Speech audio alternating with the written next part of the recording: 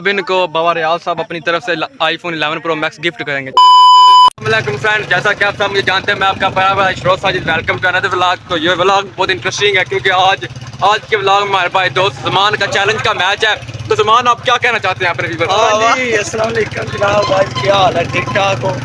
दुआ करो अल्लाह सानू कामयाब करे, मैच सच जितिए ते इंशाल्लाह बहुत तगड़ा मैच है। शूटिंग वाली जा रहे हैं, मुड़े 3 जा रहे हैं, 4 मुड़े अगे जा रहे हैं ते सही है। दुआ करिए सारे प्रास मैच जित जाए।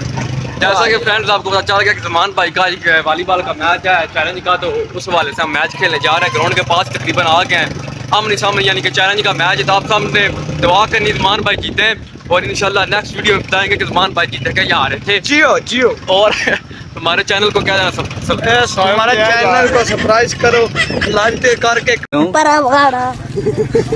कमेंट करो, सब कुछ करो। ये देखें उनकी टीम भी आ रही है, ये सारम करने वाला है, सारम जा रहा है, ये बॉल लेकर आ गया है, बस पहुंचने वाले हैं ग्राउंड में। हम इंशाल्लाह फिर मैच शुरू हो जाएगा। Okay bye. आपको पता नहीं अभी इनको ग्राउंड का व्यू दिखाया ना, ग्राउंड का व्यू दिखाओ इनको। और कैमरा फ्रेंड हम पहुंच चुके हैं, हमने बाइक खड़ी काट दिया, लेकिन अब कीचड़ बहुत ज्यादा, हमने यहाँ से गुजरना है। बारिश हुई है रात को बहुत ज्यादा।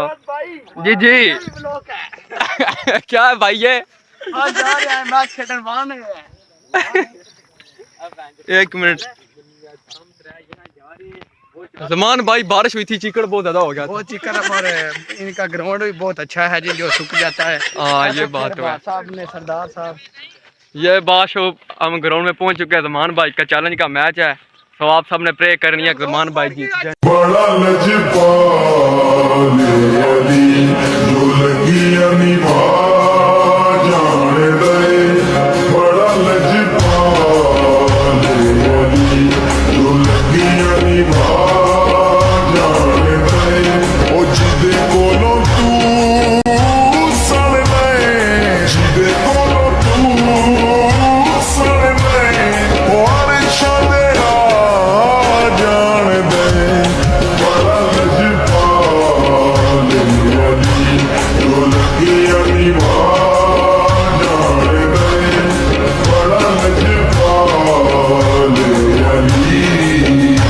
मैं नारा मारे आई माया वे, मैं नारा मारे आई माया वे, मैं नारा मारे आई, ओ डुबदा जांदा सा।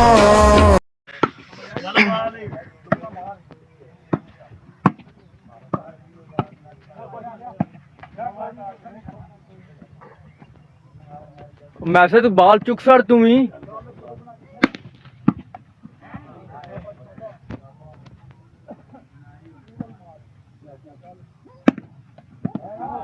शाबा बच्चा शाबा, तेरी वीडियो ऐड होगी बच्चा, मेरा बच्चा शाबा।